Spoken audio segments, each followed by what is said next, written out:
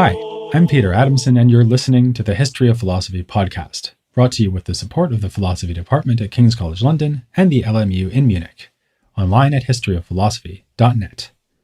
Today's episode, Through His Works You Shall Know Him, Palamas and Hesychasm. If you are a faithful listener who has come to this series on Byzantine philosophy straight after the earlier episodes on medieval philosophy, you may have been struck by several differences. There have been fewer Marx Brothers references, and more rulers named Constantine, albeit like a good pasta sauce with some basil thrown in for good measure. Also, religious institutions have played a far less dominant role. Our account of Latin medieval philosophy included extensive discussion of mendicant orders and monastic contexts. In the Byzantium series, too, we've met our share of churchmen, such as the monk John of Damascus, the bishop Nicholas of Metone, and the Syrian patriarch Timothy. But many of our protagonists have been men and women of the secular world. An exception who proved the rule was Michael Psellos, whose brief stint as a monk convinced him that he preferred the life of the courtier and scholar. In fact, though, monastic traditions were of tremendous importance in Byzantine culture, and not only as centers of spirituality. Some of the manuscripts we've recently been discussing were made or stored at monasteries. They were also institutions of political and economic importance. Their status under imperial tax law was a matter of heated dispute, and it was common for aristocrats to become patrons of monasteries. Psellos is again an example here, as is a figure we met last time, Theodore Metochites, whose refurbishment of a monastery at Chora included the sponsoring of mosaics that survive to the present day and are a highlight of extant Byzantine art. But of course, monasteries were not just places where the rich could simultaneously display both wealth and piety. They were, above all, dedicated to ascetic religious devotion following advice laid down by the Cappadocian father Basil of Caesarea and subsequently by Theodore the Studite.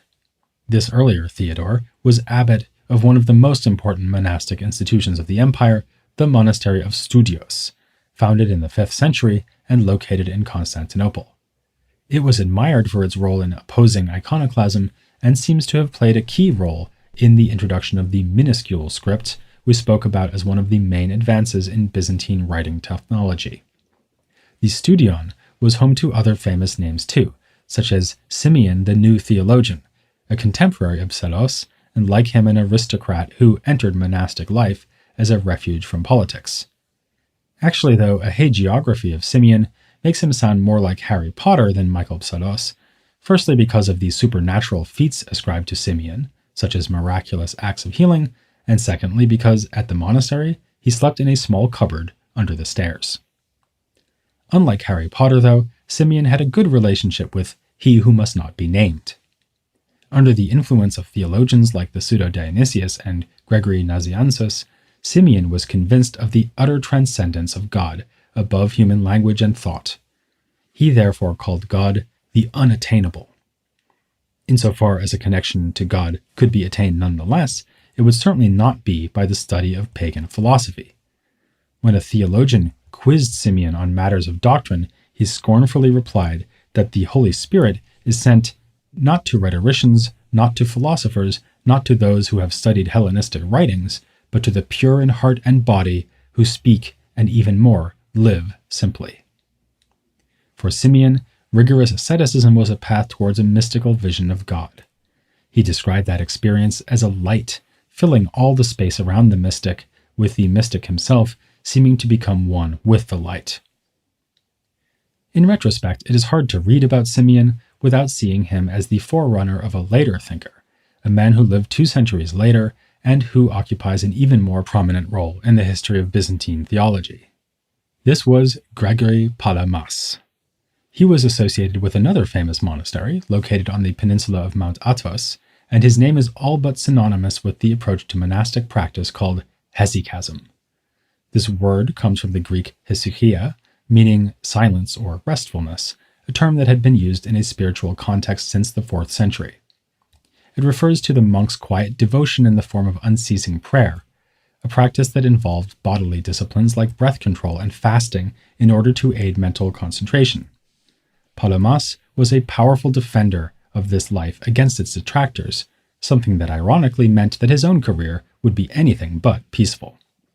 Instead, he was at the center of the Hesychasm controversy, a debate that went on for years, with the fortunes of its protagonists rising and falling with the star of their supporters among the political elite.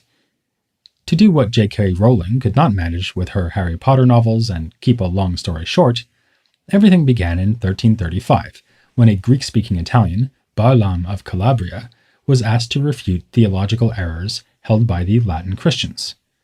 Part of his strategy was to argue that the Latin scholastic theologians were inappropriately striving to establish syllogistic proofs concerning the nature of God, as if the divine could be captured with the tools of Aristotelian logic.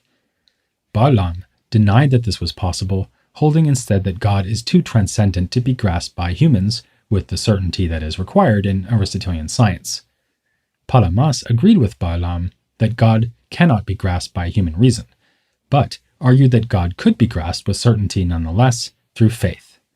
He added in a rather Platonist vein that the physical world is subject to constant change, whereas God is eternal and immutable. So if we expect certain knowledge to concern what is forever true, as Aristotle himself says, then this sort of knowledge in fact applies especially to God, not to created things. Barlaam tried to diffuse the situation by claiming that it was effectively a terminological misunderstanding. One might achieve demonstration or certainty about God in some loose sense, but not the technical sense described by Aristotle. But there was no denying that he and Palamas had a serious disagreement on one other point, and it's here that hesychasm comes into the Hesychasm controversy. For Barlaam, human reason and philosophy may be incapable of discerning the divine nature, but they are still the best tools we have for understanding God and his creation. Palamas, by contrast, believed in the possibility of a mystical vision in which God appears to the believer as a brilliant illumination. Monks, like Simeon the New Theologian, had enjoyed such visions, and so had the disciples who, according to the Bible, saw Christ appear to them on Mount Tabor, clothed in light. Of course, Barlaam accepted the reality of such experiences, but said they were created by God. For Palamas, though, the light was God himself. Well, sort of. We've now come to the key move in Palamas's defense of hesychasm, his contrast between what is in Greek called the ousia and energeiai of God, that is, his essence and his activities, often translated in secondary literature with energies, since the English is close to the original Greek. The distinction goes way back in the Christian theological tradition. It was used by Maximus the Confessor, who argued that since there were two natures in Christ, divine and human, Christ must be capable of activities that express his two natures. For instance, walking is a human activity, but his divinity makes it possible for him to walk on water. The Cappadocian Fathers, too, distinguish nature or essence from energeia, activity or energy. This can easily look like a purely theological point, so it's worth stepping back for a moment to explain why it is of general philosophical interest. For one thing, the Cappadocians applied the point to created things, not only God. They held that the essence of even an insect is ultimately inaccessible to us, never mind the essence of God. Since in this life, at least, our understanding is based entirely on sense perception, we can never hope to know true natures, but we access those natures indirectly through their external manifestations. All of this sounds much more skeptical than what we might find in Aristotle, but it has at least a family resemblance to ideas put forward by pagan Platonists. In particular, Plotinus had distinguished between the internal and external activity, or energeia, of things, giving the everyday example of fire, which naturally gives off heat and light, as outer manifestations of an inner essence. Christian thinkers took note of this distinction and also took note of the forbiddingly ambitious standards that pagan thinkers had laid down for true philosophical understanding.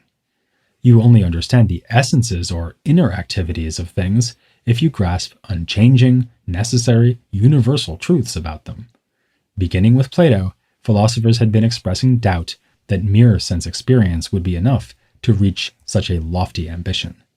Yet it is clearly possible to experience the effects that naturally arise from essences. Harry Potter has no clue what the essence of an owl is. Not even Hermione can figure that one out. but it's easy to observe the activities that flow from the owl's nature, such as flying or delivering the mail.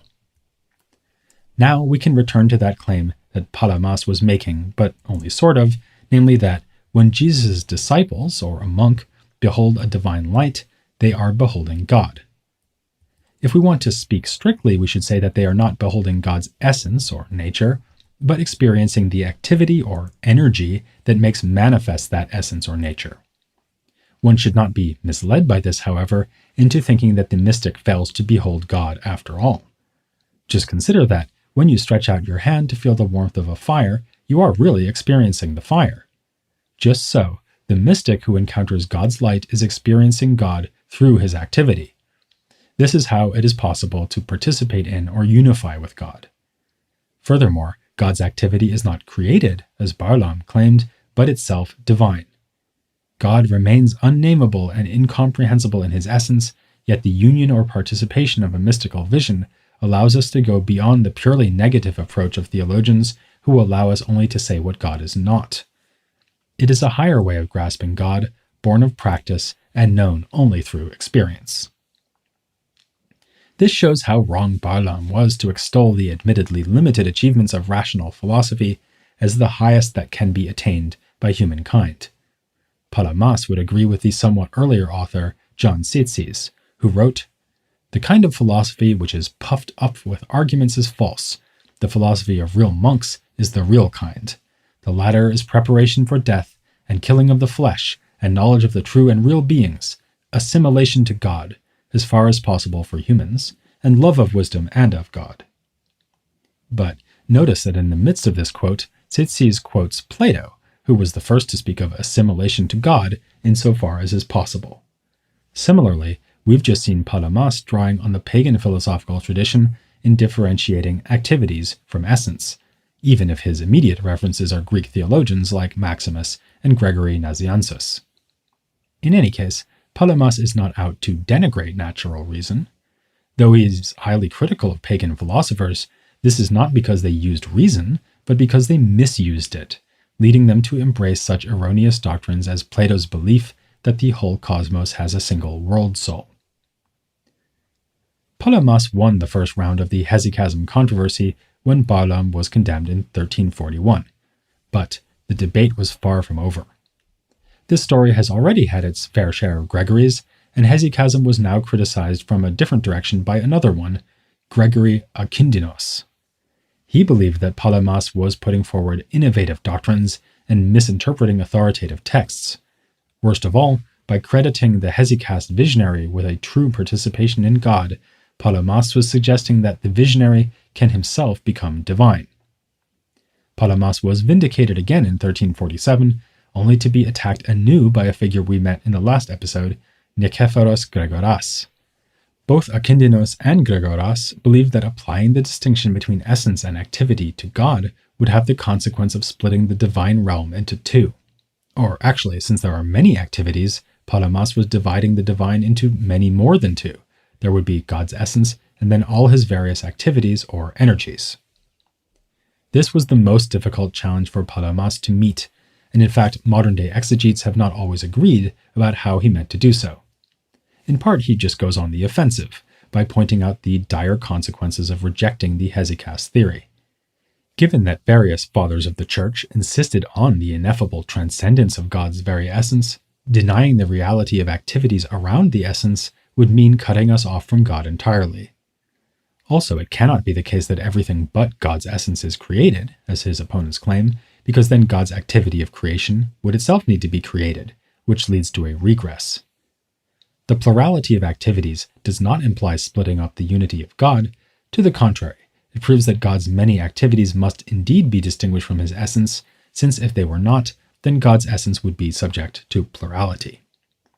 This is all clear and pretty convincing, but when he comes to defend his own view, Palamas's arguments are not so easy to follow, or for that matter, to swallow. He is emphatic that the activities are inseparable from the essence, yet not identical with it. But when he tries to explain how this can be, he tends to say such things as that God is indivisibly divided and united divisibly. It's hard to imagine his opponents were much impressed by this sort of thing, and as I say, more recent readers have been unsure what to make of it too. One school of thought holds that the distinction between essence and activity is merely conceptual, just a contrast we introduce in order to understand God better. But it seems more likely that he takes the distinction to be a real one, made between two things that are very intimately connected. Or rather, we should resist the urge to think of the activities as further things that might or might not be distinct from God or from his essence. We might instead understand them as what God does, and things that he does freely. This would be a significant difference from the original Neoplatonic idea of an activity as a natural expression of an inner nature. After all, fire does not choose to radiate heat, and neither does Plotinus's first principle, the One, decide to emanate the rest of the cosmic hierarchy, as if it might have refrained from doing so.